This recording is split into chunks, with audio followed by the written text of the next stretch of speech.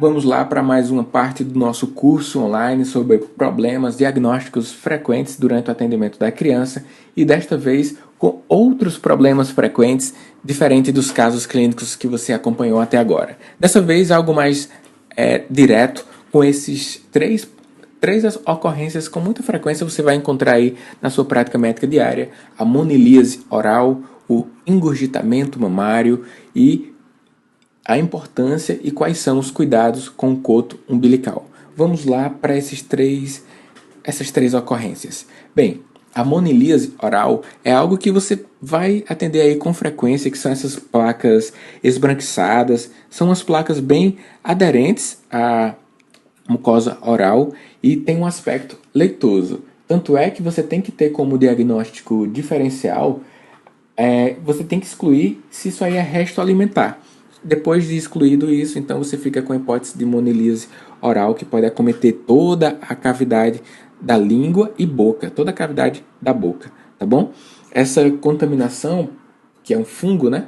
Essa contaminação pode ocorrer tanto no canal de parto, que é uma das vias, mas também aquelas mulheres que utilizam algum pano na hora de amamentar, aquele protetor de seio úmido, ela ali pode ter a cândida e contaminar o bebê.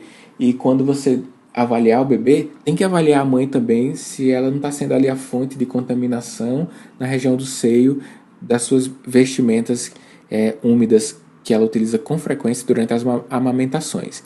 Existe alguns fatores que predispõem, e justamente esse que eu citei, que é o protetor durante a amamentação, mas também se a criança utilizou antibiótico nos últimos meses ou semanas, ou utiliza chupeta, isso também é um fator predisponente à ocorrência de monilíase oral, e você vai saber disso a partir de agora. Toma uma conduta de excluir esses pontos também, né? Orientar a mãe, avaliar o seio da mãe, use antibiótico também durante o período, utilização bem criteriosa do antibiótico para os bebês, principalmente quem está em amamentação, certo? É um diagnóstico sobretudo clínico, e essas lesões esbranquiçadas na cavidade oral é o que pautam o seu tratamento.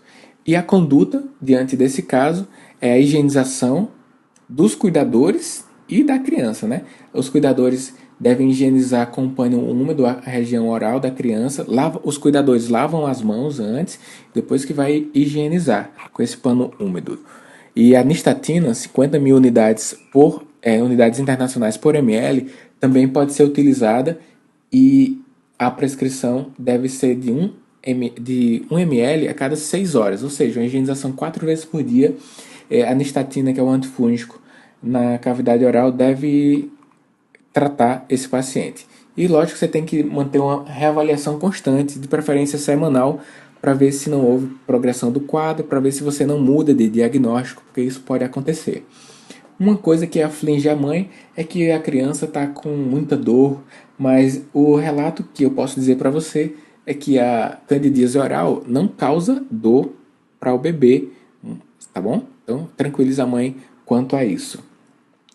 Outro problema que pode ocorrer na sua prática médica diária é uma mãe chegar ao seu consultório e dizer que o bebê está com um engurgitamento mamário, está com a mama, né? Essa mama é resultado de hormônios maternos que são passados por via placentária, certo?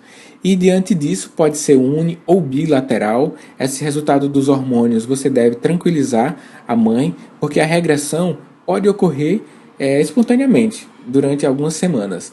O cuidado essencial que você deve ter e que deve informar para os cuidadores é que não faça a expressão da mama. Existe até uma expressão chamada tirar leite de bruxa, né? Isso é um dito popular e não deve ser feito, não deve espremer, porque tem um risco de contaminação secundária.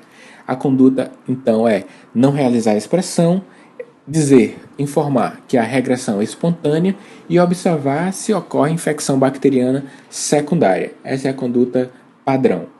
E o terceiro ponto são os cuidados relacionados ao coto umbilical. Esses cuidados devem ser passados por você como médico, pela equipe de enfermagem também. Mas a necrose que acontece dos vasos da região umbilical, ela ocorre por um tipo de necrose chamado mumificação. esse colabamento dos vasos ocorrendo por mumificação, então ele reduz a progressão bacteriana. Como curiosidade, você pode perguntar o que é então a mumificação, o que é que ela tem de especial, o que é que ela tem de diferente. A mumificação é uma evolução especial da necrose que é caracterizada sobretudo pela perda de água de forma muito rápida. E essa perda muito rápida de água, essa desidratação, ela impede a progressão putrefativa. Isso faz com que não haja desenvolvimento de bactéria e essa perda rápida de água ela é facilitada com a aplicação de álcool a 70% ou clorexidina. E a higienização deve ser bem efetiva em toda a região umbilical. Algumas mães têm um certo receio porque acham que o bebê vai ter dor, mas você pode explicar para ela que não existem terminações nervosas no coto umbilical, ou seja, o bebê não tem dor. O que ele pode ter é um desconforto por conta da troca de calor, se o álcool a 70% é colocado ali próximo da região umbilical, então existe troca de calor, tá? Da pele, mas dor ele não sente. O que pode ter de complicação se você não orienta bem a higienização da região umbilical é o granuloma umbilical, a secreção serossanguinolenta ou serosa de forma mais constante. Mas se você faz a higienização com essa haste de algodão com frequência, ele não vai ter uma complicação mais grave, tá certo?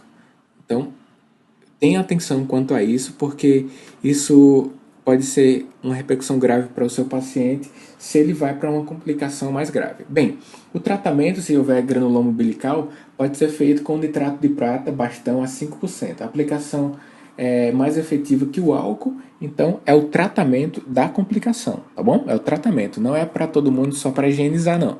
É para quem tem essa complicação. Se você vê que não está sendo efetiva no seu manejo da atenção primária, com o nitrato a 5%, você encaminha para a atenção secundária. Mas o que você deve ficar bem atento é a ocorrência dessa complicação mais grave chamada onfalite. Essa onfalite é uma das principais causas de sepse no recém-nascido. Então as bactérias colonizam a região umbilical, causando sintomas sistêmicos, ou seja, sepse. E aí, consequentemente, se você não identificar isso de forma precoce, nos primeiros dias de atendimento do seu paciente, você pode não ajudar a que ele se livre dessa ocorrência fatal, tá bom? O coto umbilical normalmente deve cair em poucos dias ou no máximo 3 semanas se o bebê se ele nascer antes do termo, tá bom? Mas normalmente ocorre em 2 ou menos que isso, 2 semanas ou menos que isso, a queda do coto umbilical. Se você identifica essa complicação de onfalite, que é a infecção do umbigo e tecidos adjacentes, você deve encaminhar para atenção hospitalar para que faça a prescrição dos fármacos venosos e aí livrar o seu paciente de um possível desfecho fatal, que é a morte, tá bom? Então, fica bem atento que essa faceite necrotizante pode ocorrer e causar a morte do bebê, e você pode estar atento quanto a isso nos primeiros dias de vida e livrar o paciente quanto a isso. As referências dos casos e da base teórica citada aqui são as que vocês podem visualizar aqui no slide. Foi um prazer estar com você aqui nesse curso online sobre problemas frequentes encontrados na criança. Um forte abraço e até mais.